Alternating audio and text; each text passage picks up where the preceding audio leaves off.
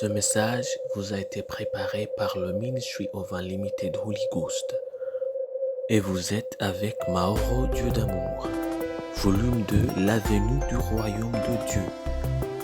Que la paix et la grâce vous soient données de la part de notre Seigneur Jésus-Christ. Sermon 219, l'évangile de Jésus-Christ. Prions. Père éternel, nous te louons. Père éternel, nous te remercions parce que tu nous as gardés. Tu nous accordes une autre occasion d'écouter ta parole. Merci Seigneur. Au nom de Jésus-Christ, Père, nous prions. Nous prions, Père, pardonne-nous nos offenses, pardonne-nous nos iniquités, toutes choses que nous avons commises contre ta parole. Nous prions que tu nous pardonnes. Nous prions, Père, que en tant que ta parole est en train d'être parlée, nous prions que ton Esprit Saint ouvre nos yeux, qu'il ouvre nos oreilles, nos cœurs, nos pensées, afin que nous comprenions ta parole, afin que nous marchions à propos de ta parole. Nous voulons vivre selon ta parole. Nous voulons penser selon nous voulons décider selon ta parole. Au nom de Jésus-Christ, nous prions que ton nom soit sanctifié, que ta volonté soit faite sur la terre comme au ciel, et que ton règne vienne. Au nom de Jésus-Christ, nous prions. Amen. Aujourd'hui, on va lire en Luc chapitre 11, versets 27 à 28. Luc chapitre 11, versets 27 à 28. La Bible nous dit, tandis que Jésus parlait ainsi, une femme élevant la voix du milieu de la foule lui dit, heureux le sang qui t'a porté, heureuses les mamelles qui t'ont allaité. Il y répondit, heureux plutôt ceux qui écoutent la parole de Dieu et qui la gardent. Ça, c'est en Luc chapitre 11, verset 37, verset 27 à 28. L'ADN de Dieu. Lorsque Jésus prêchait et que les Juifs voyaient de nombreux miracles et signes qui étaient accomplis par la main de Jésus, ils étaient stupéfiés et ils croyaient que sa mère devait être fière, qu'il n'y avait pas de plus grande chose dont un homme pouvait être béni. Mais la vérité est que Marie, la mère de Jésus, n'a pas été choisie par Dieu pour son mérite. Elle ne l'a pas mérité. Elle a été favorisée. On voit ça en Luc chapitre 1, verset 28. La Bible nous dit, l'ange entra chez elle et dit, je te salue, toi à qui une grâce a été faite. Le Seigneur est avec toi.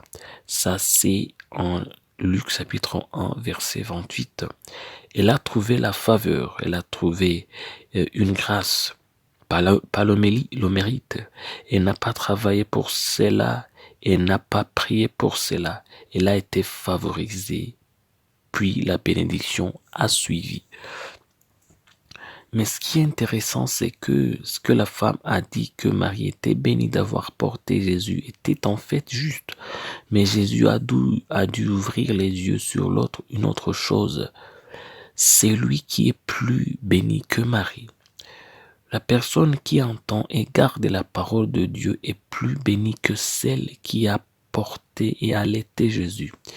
Le véritable ADN de Dieu n'est pas de la chair et du sang ou une quelconque ressemblance physique, mais sa parole et son ADN. Donc, quiconque tient sa parole a l'ADN de Dieu en lui.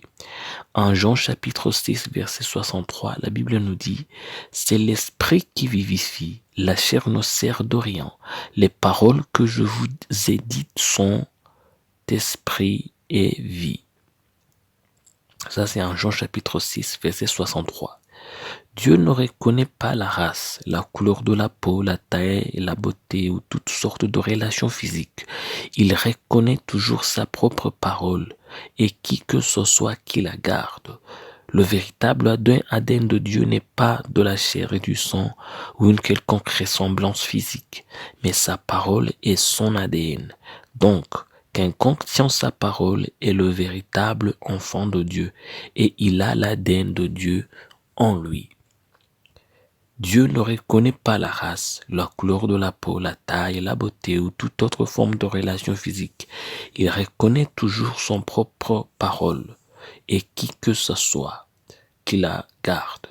L'ADN de Dieu est sa parole et quiconque possède son ADN est son enfant et il est béni. Prions. Père éternel, nous te louons. Nous venons de comprendre que ta parole est ton ADN. Nous venons de comprendre que ta parole est ton signature. Père, nous prions. Nous prions que, Père, nous gardons ta parole dans nos vies, dans nos cœurs, dans nos pensées. Père, dans nos comportements, dans nos habitudes, au nom de Jésus-Christ. Nous voulons vivre selon toi, nous voulons vivre selon ta parole, nous voulons vivre selon tes préceptes. Alors accorde-nous cette pétition. Au nom de Jésus-Christ, nous prions. Nous prions que ton règne vienne. Nous prions que ta volonté soit faite. Nous prions que ton nom soit sanctifié. C'est au nom de Jésus-Christ que nous prions. Amen. La promesse d'aujourd'hui, on va la trouver en Matthieu chapitre 8, verset 11. La Bible nous dit, « Or je vous déclare que plusieurs viendront de l'Orient et de l'Occident et seront à table avec Abraham, Isaac et Jacob dans le royaume des cieux. » Ça c'est en Matthieu chapitre 8, verset 11. Que Dieu vous bénisse d'être avec nous. Que Dieu vous bénisse d'écouter sa parole. Je prie pour vous que que l'amour de Dieu reste avec vous. Je prie pour vous que Dieu vous donne la force et l'onction de toujours garder sa parole. Je prie pour vous que Dieu vous donne la force de toujours obéir à sa voix, qu'il remplisse de votre cœur l'humilité et l'amour. C'est au nom de Jésus-Christ que je prie pour vous, que Dieu vous donne la force de toujours obéir à sa voix. Au nom de Jésus-Christ. Amen. Soyez un partenaire de Dieu. Suivez et recommandez notre page Facebook et notre chaîne YouTube. Partagez la dévotion avec vos proches. Lisez et écoutez tous les jours et vous verrez vraiment Dieu dans votre vie. Que Dieu vous bénisse. Vous pouvez trouver les links dans la description du vidéo en dessous.